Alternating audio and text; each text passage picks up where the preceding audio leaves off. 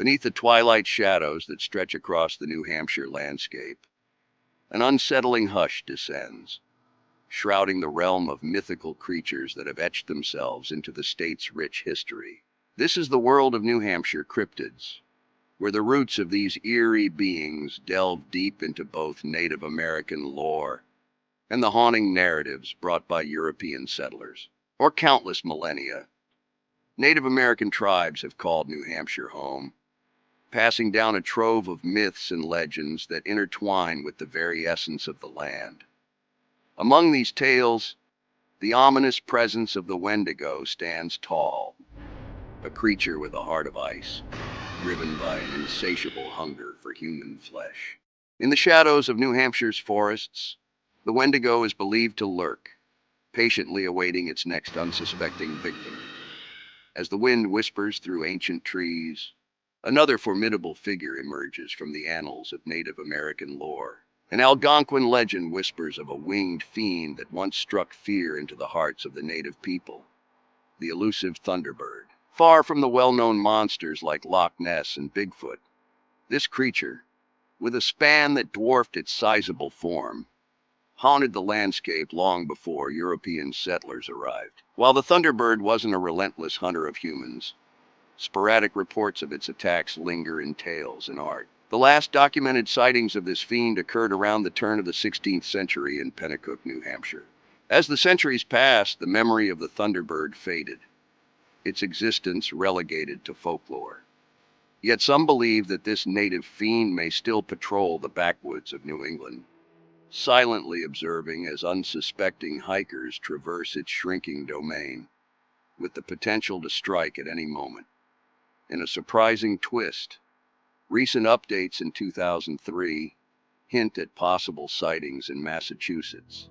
Reports emerged of a bird-like creature with a prehistoric appearance, boasting an intimidating wingspan of 8 to 12 feet. Witnesses described the creature as resembling a man with wings, reigniting speculation that the Thunderbird may still roam the skies, continuing its ancient legacy.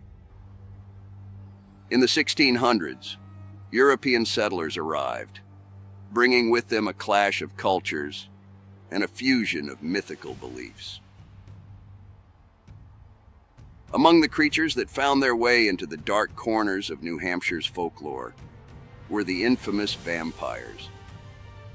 Capable of transforming into bats and exerting control over the minds of their victims, the vampire stories brought by the settlers transcended mere tales, evolving into something far more chilling: the New England vampire panic. In the shadows of the Salem witch trials, a new kind of hysteria took hold in the heart of the Northeast, fueled by fear, desperation, and the devastating grip of consumption. As the 19th century dawned, tuberculosis, or consumption, spread like wildfire, claiming countless lives across the region, 2 centuries after the haunting specter of the witch trials. The disease, often fatal and horrifying in its symptoms, led to a desperate search for answers and a belief that the deceased might be preying on their living kin. New Englanders, grappling with the unexplained nature of disease transmission, latched onto the idea that some deceased family members were not resting peacefully, but were instead draining the life from the living. This marked the birth of the New England vampire panic. To halt the perceived vampire attacks and prevent the spread of consumption, panicked citizens engaged in macabre rituals. Exhumations became common, with communities digging up bodies and performing various rites, including the burning of internal organs. One such infamous case occurred in Exeter, Rhode Island, where the bodies of Mary Brown and her daughters were exhumed amid suspicions of vampirism. Among the tragic stories, the case of Mercy Brown stands out. Afflicted by consumption, her family and neighbors believed she was a vampire draining the life from her kin. Despite scientific explanations offered by doctors, the villagers resorted to gruesome rituals, including the burning of Mercy's heart on a rock in a desperate attempt to halt the spread of the disease. The eerie signs observed during the exhumation fueled their belief in the supernatural. The vampire panic in New England with its eerie rituals and tales of the undead, likely inspired Bram Stoker's iconic novel, Dracula, in 1897.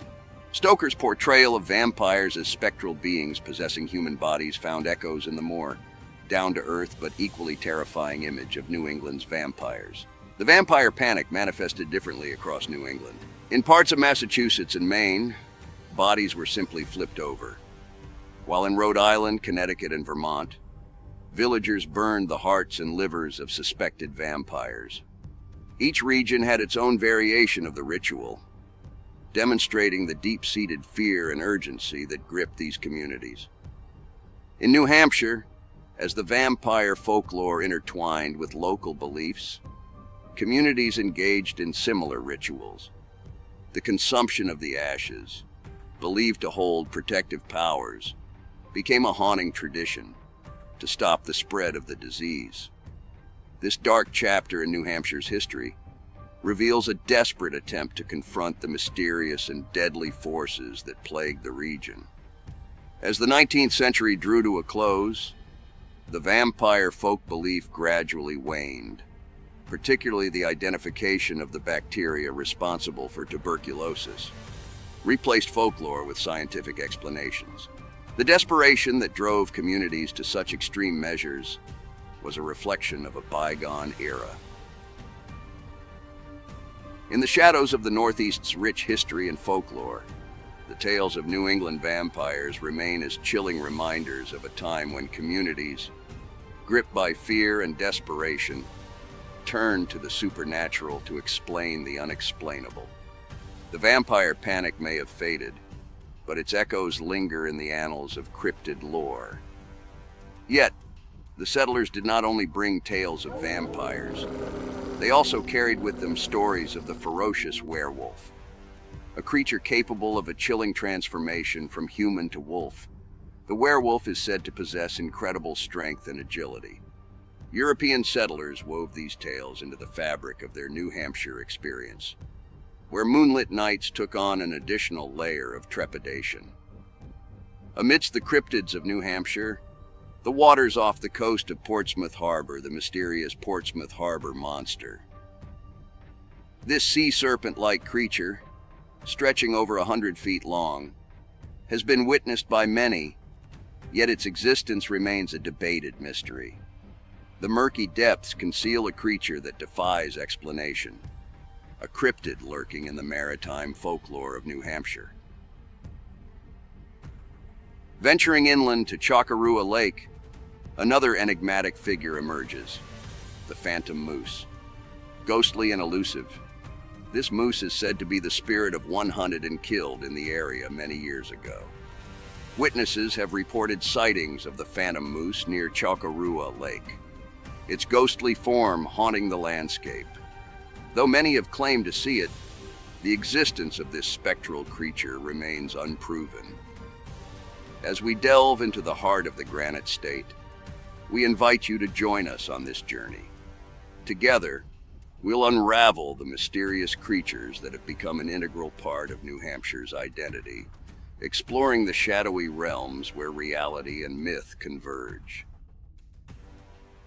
In the heart of New Hampshire, a series of eerie and unexplained encounters have left witnesses shaken, their nights forever haunted by the enigma that lurks in the Granite State's wilderness.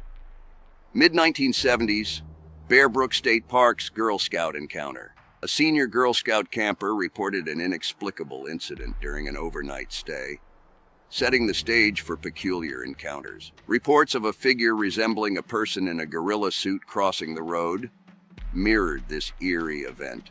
An unsettling incident unfolded in May 1977. Gerald St. Louis, a witness to this peculiar event, vividly recounted his face-to-face encounter with a creature that defied conventional explanation.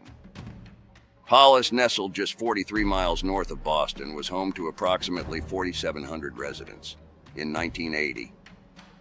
It boasted a tranquility disrupted only by the hustle and bustle of its local flea market, a Sunday tradition that attracted both vendors and visitors. The saga began on May 5, 1977, when Regina Evans experienced an inexplicable disturbance. Her camper, a haven of solace in the midst of nature, was shaken by an unseen force. The following day, residents were confronted with an eerie revelation.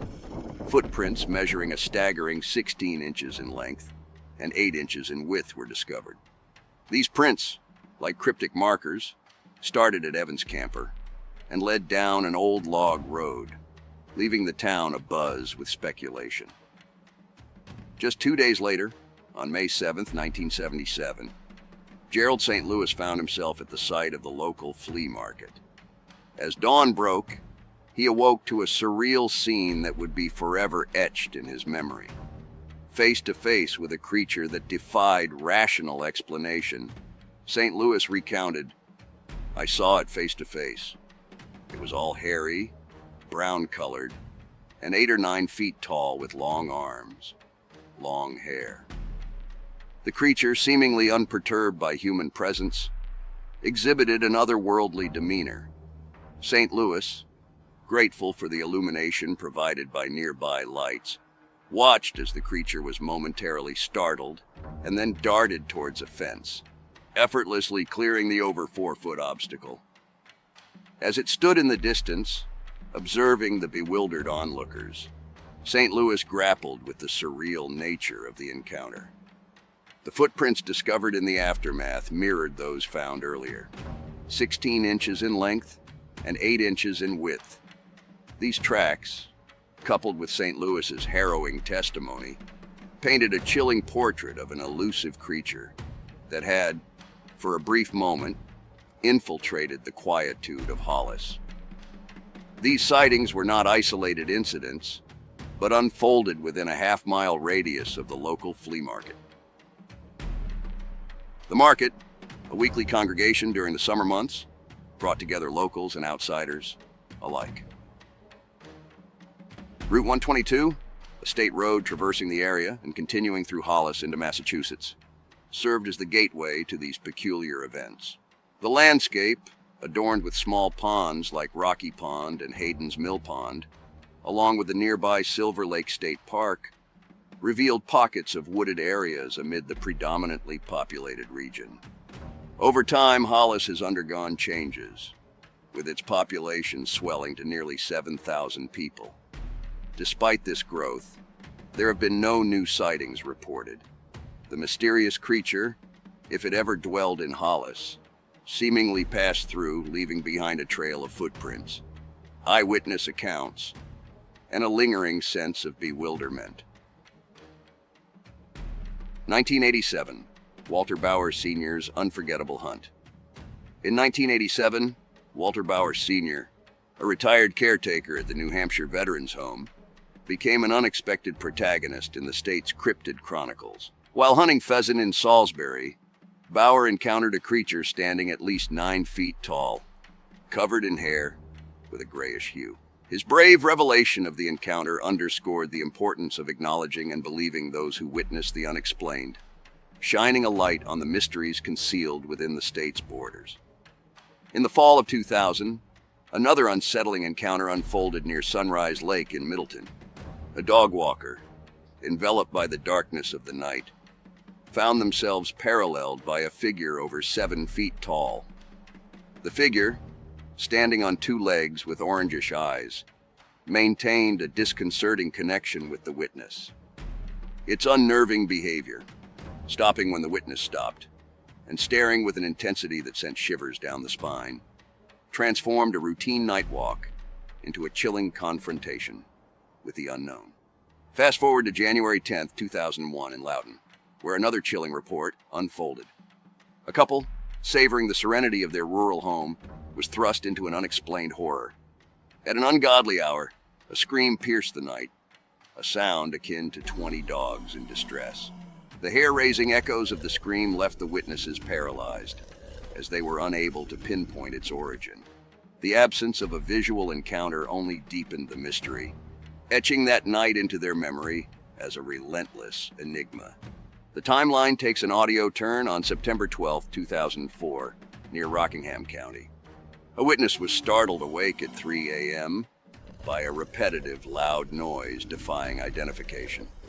The witness's dog responded with frightened barking, marking the presence of a mysterious creature, its identity concealed in the darkness. The eerie vocalizations echoed in the night, leaving the witness bewildered and searching for answers. June 9, 2015, etched another chilling entry into New Hampshire's paranormal records. A 14-year-old bicyclist in Nottingham was enjoying a ride through the woods when a loud howl shattered the tranquility of the summer day. What followed was a spectacle of fear, a big brown figure, over 9 feet tall, hitting a tree at the bottom of a hill. The witness, pedaling as fast as possible, sought refuge indoors, leaving behind an encounter that would linger in the recesses of memory. The timeline reaches 2016 in Claremont, Sullivan County. As dawn unfolded, a creature emerged from reeds in a marshy area. Astonishing speed, a coconut-shaped head, and broad shoulders characterized the encounter. Subsequent investigations unveiled wood knocks, a large bed of branches, and peculiar tree structures, solidifying the reality of the unexplained in New Hampshire. May 27, 2016, the anonymous family's night of dread. It all began in the quaint town of Hancock on a fateful night in May 2016. The clock struck 3 a.m., and an unidentified family's tranquil existence was shattered by a distressing sound that echoed through the night. Described as a wail that seemed to reverberate through the very fabric of the night, the haunting cries left the witnesses paralyzed with fear. Clutching a shotgun, they ventured into the darkness, guided only by the eerie echoes. Yet the source remained elusive, leaving the family to grapple with the unsettling memory of that inexplicable night. These chilling encounters, spanning decades and diverse locales within New Hampshire, form a haunting tapestry of the unknown. From eerie distress sounds and blood-curdling screams to mysterious figures lurking in the shadows, the Granite State conceals mysteries that defy explanation. The witnesses, brave souls who dared to confront the unexplained, have left behind a legacy of encounters that beckon further exploration into the unseen forces lurking in the heart of New Hampshire's wilderness. As the shadows lengthen and the night descends, the enigma of the Granite State persists, inviting those curious enough to peer into the abyss of the unknown. Beneath its serene landscapes and dense forests lurks a mysterious entity known as the Wood Devil, a cryptid that has intrigued and puzzled residents for decades. In the shadowy realms of Co-Oz County, these elusive creatures are said to roam, blending seamlessly with the trees, leaving only whispers of their existence. Co-Oz County, nestled in the northernmost reaches of New Hampshire, is a vast and remote land, home to dense forests and the iconic White Mountains. Amidst the tranquility of this region, stories of tall, skinny, gray-haired creatures have persisted since the 1930s. Locals coined the term wood devils to describe these enigmatic beings, a name reflecting their elusive nature and the terror they evoke. Old-timers in the community, regular churchgoers known for their honesty, would recount encounters with these tall, skinny creatures in the deep woods. Described as gray-colored and very hairy, the wood devils of yore were said to be more abundant in the 1930s than in recent times. Witnesses spoke of unexpected encounters, often nearly walking into these creatures due to their adept ability to hide. The wood devils, it was said, could run swiftly and hide by standing upright and still against a tree. As an observer approached, they would cleverly position themselves on the opposite side of the tree, maintaining a game of hide-and-seek with the unsuspecting onlooker. The wood devils were known to emit awful screams, their semi-human shape shrouded in mystery, with faces that defied humanity. The sincerity of these accounts, upheld by individuals known for their integrity, adds a layer of credibility to the wood devil's existence. The wood devil's appearance and behavior, described as towering figures standing between 7 to 9 feet tall. The wood devils are shrouded in shaggy tan-gray hair. Witnesses speak of their eerie faces, with small eyes and oversized brows. Their slender build, resembling a thinner version of the more famous Bigfoot, allows them to seamlessly blend into the forest, using their surroundings to hide and avoid human contact. Encounters with these creatures are rare, and witnesses often report the wood devil's uncanny ability to vanish swiftly when detected. Their agility and intelligence enable them to hide behind trees or stand motionless, resembling the bark, leaving unsuspecting onlookers in disbelief. Although generally silent, some accounts tell of bone-chilling screams piercing through the wilderness, echoing the creature's presence. Legends date back to the 1930s when lumberjacks working in Oz County gave these creatures various monikers like Glutton, Indian Devil, and Skunk Bear. Reports of sightings peaked in the 1970s, with encounters becoming scarcer in recent decades. Hunter tales from the mid-20th century recount eerie experiences. George Lavoie and Robert Goulet described encounters with these elusive beings, emphasizing their towering stature and the haunting screams that accompanied their presence. Similar stories persist to this day, recounting sightings along Route 3 and near Mount Cabot. As the years have passed, wood devil sightings have become less frequent, prompting speculation about the creature's adaptability and intelligence. Witnesses speak of near misses, where these cryptids almost seem to materialize out of thin air, only to vanish just as quickly. A curious amalgamation of Bigfoot characteristics and unique traits sets the wood devils apart in the realm of cryptozoology. In recent times, a hiker named Evan Lichnowsky shared an encounter from the year 2000, recounting a dark, slender figure darting away on a woodland trail.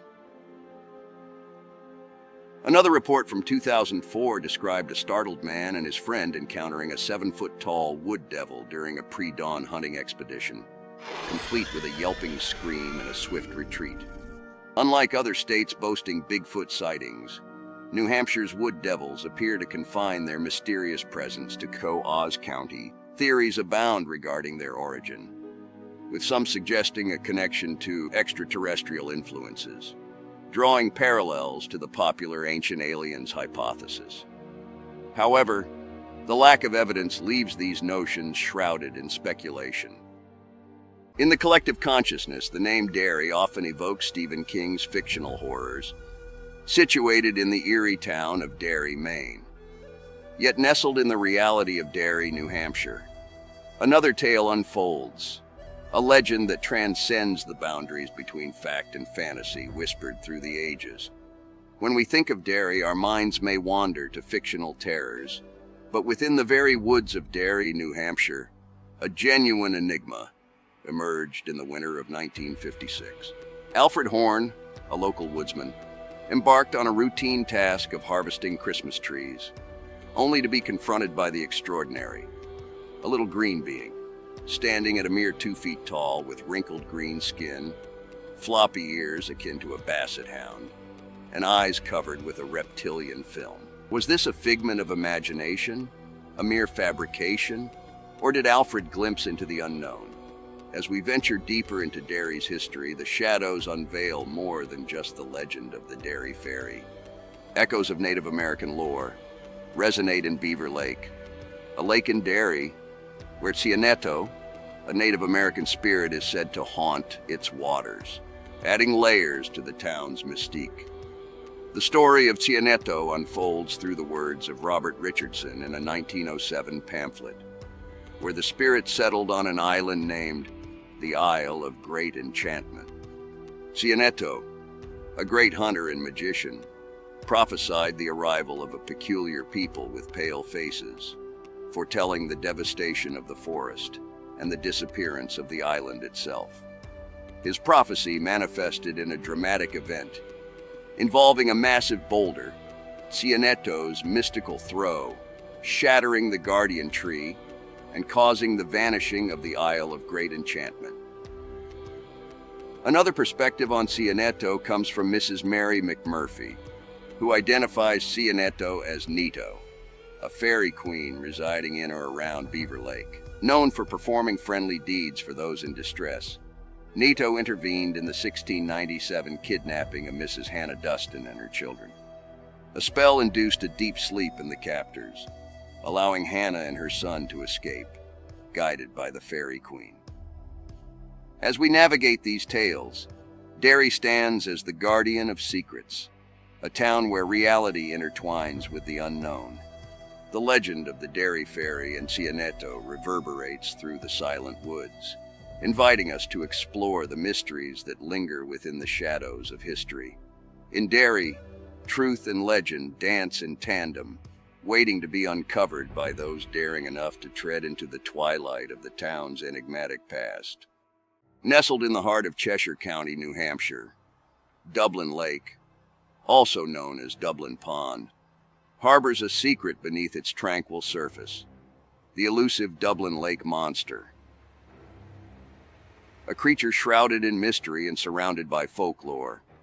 The legends of this cryptid date back to the 1980s, intertwining with tales of scuba divers, underwater caverns, and eel-like monsters. Dublin Lake, measuring 0.8 miles in length and 0.6 miles in width, with a depth reaching 100 feet, serves as the canvas for these enigmatic narratives. The lake, often frequented by families seeking recreational activities, conceals a realm of unknown entities lurking in its depths. The genesis of the Dublin Lake monster legend is rooted in a peculiar incident involving a scuba diver in the 1980s. According to one version, the diver disappeared for several days, only to reappear near the lake's shore, naked and unconscious. As he regained consciousness, his tales bordered on the fantastical, describing eel-like monsters dwelling deep within the lake's underwater caverns. A second version echoes a similar narrative, with a diver using a diving bell to explore the lake's bottom, only to vanish and re-emerge days later, once again naked and incoherent, babbling about subterranean cryptids living in dry air pockets within the lake. The veracity of these legends remains questionable, veering toward the realm of local folklore. Yet these stories have embedded themselves in the fabric of Dublin Lake's history, transcending into the collective imagination of those who call this region home. The legends found their way into the written word, featuring prominently in books like America's Loch Ness Monsters by Philip Reif and New England's Scariest Stories and Urban Legends by Summer Paradise and Kathy McManus. The stories gained traction, etching the Dublin Lake monster into the cultural landscape of Cheshire County. Despite the lack of concrete evidence supporting these tales, locals and passers-by remain divided. Skeptics dismiss the stories as attempts to explain the inexplicable, while believers hold on to the hope of a yet-to-be-discovered aquatic inhabitant. Fisheries experts, such as Jason Smith from NH Fish and Game, propose more mundane explanations, citing common lake species like brook trout, smallmouth bass, and horned pout. Still, the allure of the unknown persists. The Dublin Lake monster legend, perpetuated by tales of vanished divers and subterranean cryptids, captivates the imagination of those who dare to consider the unknown. While skeptics question the validity of the stories, others, like 80-year-old Augusta Patrone, hope for the fantastical, echoing childhood rumors that the lake might have no bottom. Conservation Officer Bill Boudreau, despite years of service in the area, remains skeptical of the legends.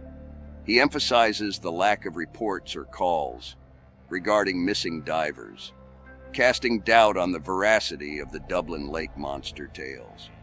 As scuba diving gains popularity in Dublin Lake, the mystery deepens. The legend persists.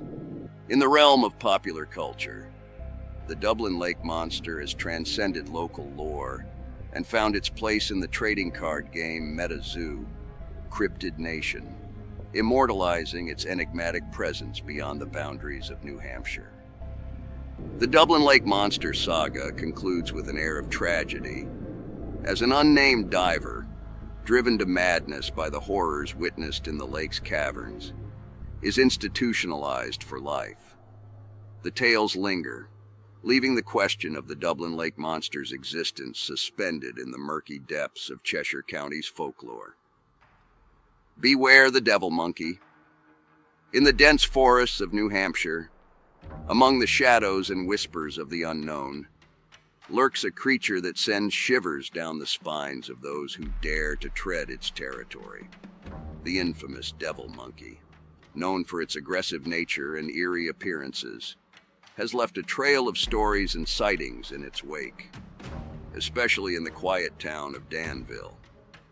Described as standing between 3 to 8 feet tall, though often seen in the 3 to 4 foot range, the devil monkey is an elusive entity, evoking fear with its pointed ears, a snout reminiscent of both dog and baboon, and a big bushy tail that adds an extra layer of otherworldliness. Sometimes described with skunk-like white streaks, dark black hair, with long claws, with only 3 toes on each foot, this mysterious creature navigates the terrain on all fours, leaping and jumping from place to place like a phantom in the night.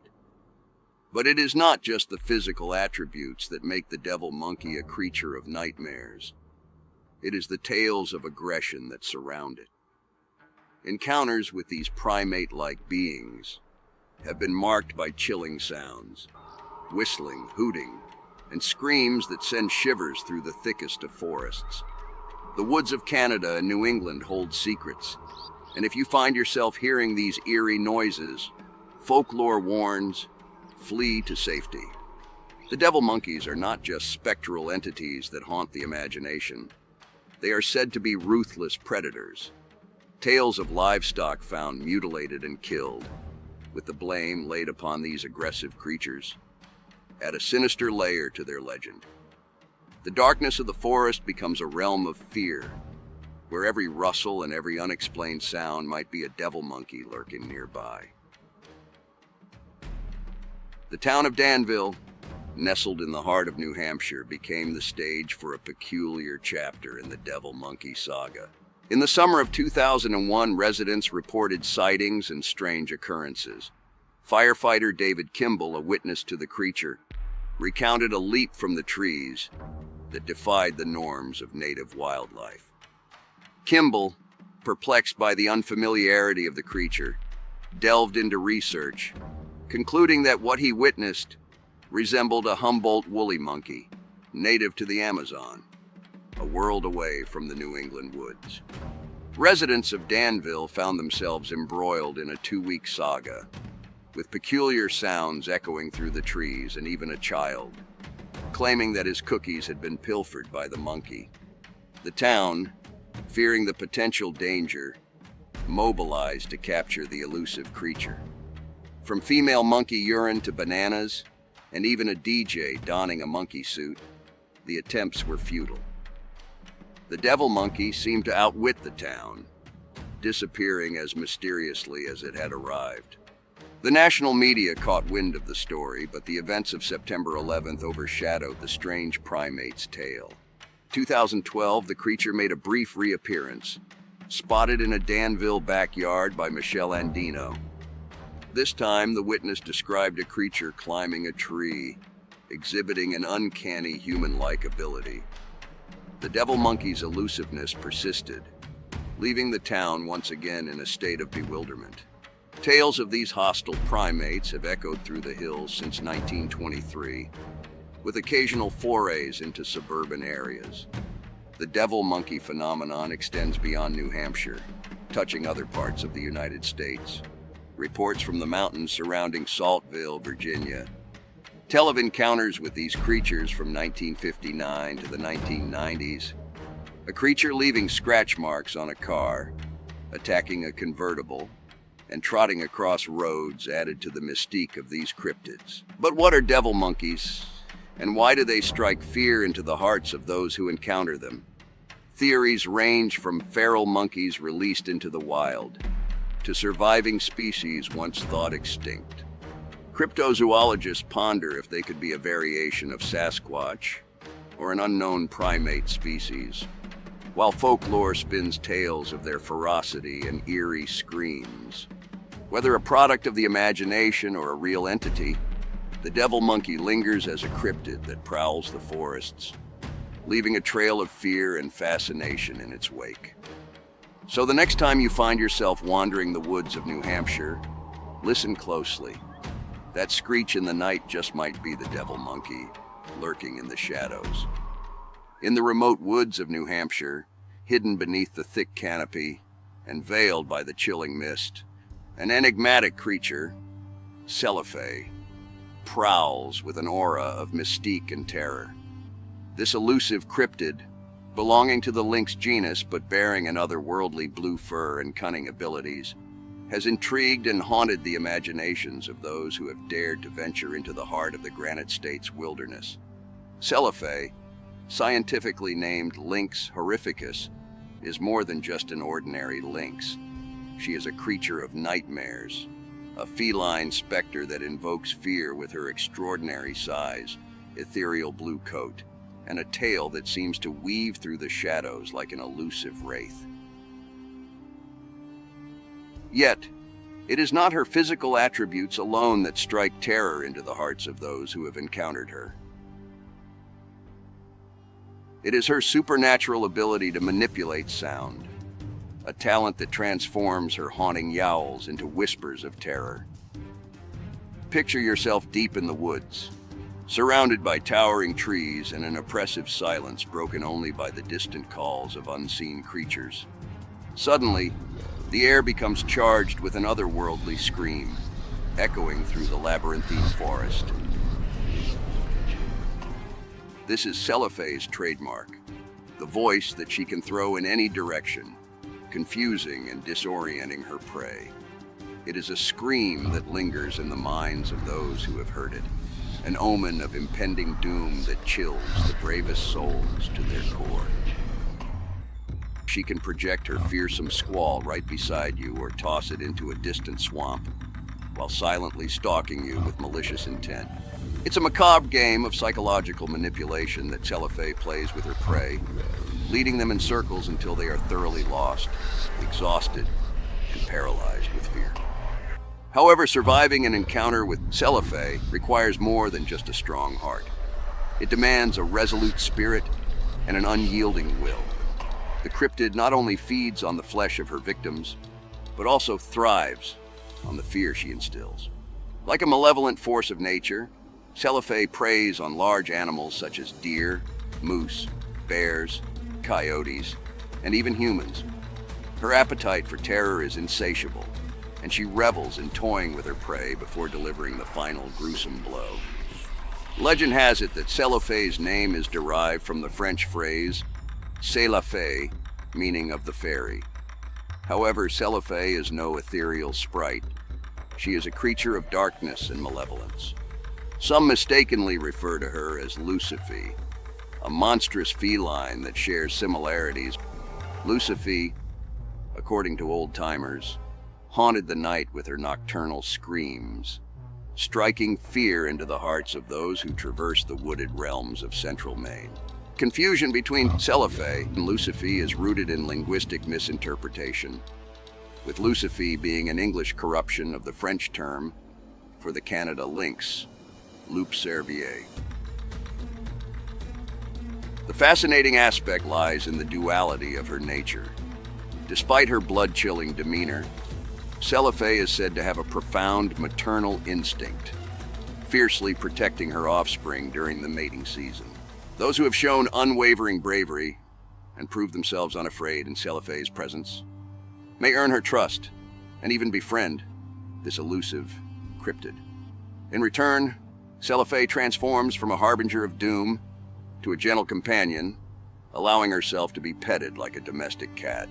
However, befriending Cellophane is not for the faint-hearted, as the line between friend and foe is thin, and one wrong move could unleash her wrath. Attempting to hunt or harm Cellophane is a perilous endeavor, as she responds with a ferocity that knows no bounds. tearing apart anyone foolish enough to challenge her. In the words of Burton Marlborough Packard, whose haunting encounter with Celophae in 1899 left an indelible mark. Even though I know all I need to do is ignore them, her calls. Celophae never fails to scare me while I'm walking home at night. The legacy of Celophae endures, a spectral presence in the untamed wilderness of New Hampshire, weaving her tales of fear and fascination through the fabric of local legends. Deep within the mist-shrouded White Mountains of New Hampshire, an elusive cryptid adds to the enigma of the rugged terrain, the dingmaul. Alongside Celophae, another feline mystery, the dingmaul prowls the depths of the New Hampshire woods, its legend etched into the very landscape. Known as Pluncus, or scientifically as Cericotellus vociferans, the dingmaul reveals itself in two intriguing varieties, the northeastern and the Californian. The Californian dingmaul, akin to the ball-tailed cat found elsewhere, boasts a distinctive bony tail ball, adding a unique twist to its already cryptic existence. Above timberline, between Mount Adams and Mount Jefferson, rests Dingmaul Rock, a place steeped in lumberjack folklore. Here the legend unfolds, as told by Henry Tryon in Fearsome Critters, revealing the curious nature of these creatures. The dingmaul, described as long, slim, slick, sorry-looking gentlemen having wolf-like pelts, possesses a round feline head with tufted ears and glowing eyes. Neither harmful nor benign, dingmauls exhibit a peculiar, inquisitive nature, often observed lying in open, sunny spots atop Dingmaul Rock, scrutinizing the valley below. The tail of the dingmaul is a striking feature, frequently twice the length of its body. The Californian variety carries a bony ball, utilized for various tasks, including fending off flies and producing soft slivers for nesting by pounding on dead trees. During the mating season, the bony tail ball becomes a tool for communication, used to beat on the male's chest, with the female wielding a slightly larger ball for disciplinary purposes. The cry of the dingmaul adds to the mystique. The eastern species emits a dreadful, horrendous wail, while the western variety's call sharply resembles the toot of a logging donkey. Intriguingly, dingmaul females choose large, exposed rocks as birthing sites. As Dingmaul Rock and the surrounding peaks guard their secrets, the dingmaul stands as another cryptic guardian of the shadows, further weaving the tapestry of New Hampshire's folklore and blurring the line between myth and reality in the heart of these mystical landscapes.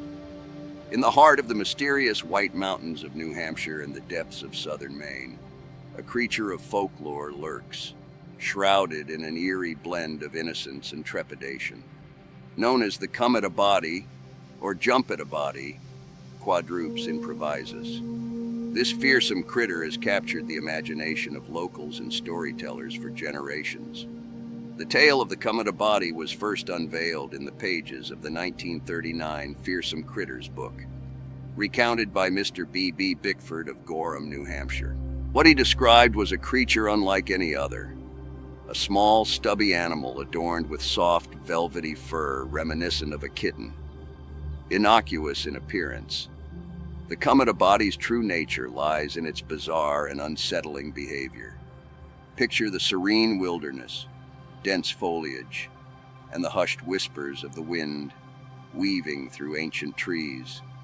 Suddenly, the tranquility is shattered as the come-at-a-body materializes from the shadows, hurtling toward its unsuspecting victim. The rush is swift, sending shivers down the spine, only for the creature to halt mere inches away. Then, with an almost feline precision, it spits, releasing a pungent mink-like scent that lingers in the air. As abruptly as it appeared, the come-at-a-body retreats into the obscurity of the forest, leaving its startled prey bewildered and shaken. Despite the spine-chilling theatrics of the come-at-a-body, reports suggest that this cryptid has never caused harm to humans. No accounts of injuries or fatalities have ever been attributed to this mysterious creature. Yet, its ability to evoke fear and unease has persisted through generations of New Hampshire locals. In popular culture, the Kamada body has transcended its folkloric origins. The creature found its way into the Disney children's show Gravity Falls, immortalizing its mystique for a new audience. The enigmatic nature of the Kamada body is encapsulated in its portrayal, a short, stubby creature resembling a woodchuck, adorned with kitten-like fur that belies its startling behavior. The folklore surrounding the Kamada body remains localized to the White Mountains, with no reported sightings beyond this region. It raises questions about the creature's habitat, habits, and the possibility of undiscovered cryptids hidden in the depths of the New England wilderness. The Kamada body serves as a reminder that even in the modern era, pockets of uncharted mystery persist in our own backyards. Venturing into the wooded realms of New Hampshire and southern Maine, one can't help but feel a shiver down the spine, wondering if the Kamada body might be watching from the shadows, the soft rustle of leaves and the distant whispers of the wind carry with them the lingering scent of the unknown, a testament to the enduring allure of cryptids that defy the boundaries of logic and reason. In the shadowed hills of Mount Moosilauke, a sinister legend weaves its tendrils through the dense forests, haunting the collective nightmares of those who dare to venture into the heart of New Hampshire. This chilling tale revolves around the cryptid known as Doc Benton, a figure veiled in black, with long white hair, who moves with unnerving speed and leaves behind a trail of unspeakable horrors. Legend has it that Doc Benton, originally named Thomas Hart Benton, was a brilliant yet destitute young man born in Benton, formerly known as Coventry. Sent to Germany to study medicine under the guidance of Professor Stockmeyer, he delved into forbidden realms such as alchemy and the pursuit of eternal life. Returning to his village as a respected doctor, tragedy struck, whether through the sudden death of loved ones, romantic rejection, or an unexplained mental break. The once esteemed physician withdrew into the isolation of his cabin in the woods. It was during this self-imposed exile that strange occurrences began to plague the region. Cows, horses, and sheep were discovered mutilated with a distinctive wound behind the left ear, a red and swollen mark with a tiny white pinprick at its center. The mystery deepened when bodies started disappearing, only to reappear with the same peculiar wound. Concerned villagers sought answers from Doc Benton, but his shack had become an abandoned enigma, as if he had vanished in the very shadows he once called home. Months passed and sightings of the horrifying figure in the black cloak multiplied. His presence was an omen from the far reaches of hell, and the horror he unleashed on the unsuspecting denizens of Mount Moosilauke became the stuff of nightmares. In November 1825, a Benton woman's daughter was abducted by Doc Benton. The search party tracked footprints to the little tunnel ravine, where the prints inexplicably ceased. From above, laughter echoed, and the horrified onlookers witnessed Doc Benton atop a cliff, holding the girl.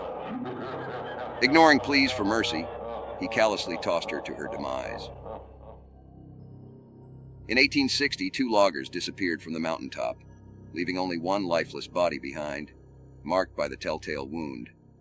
A century later, in 1970, a Dartmouth hiker encountered the malevolent presence in Jobidunk Ravine, suffering inexplicable injuries and recounting a harrowing tale of a hand emerging from the rocks, pushing him to the edge of oblivion.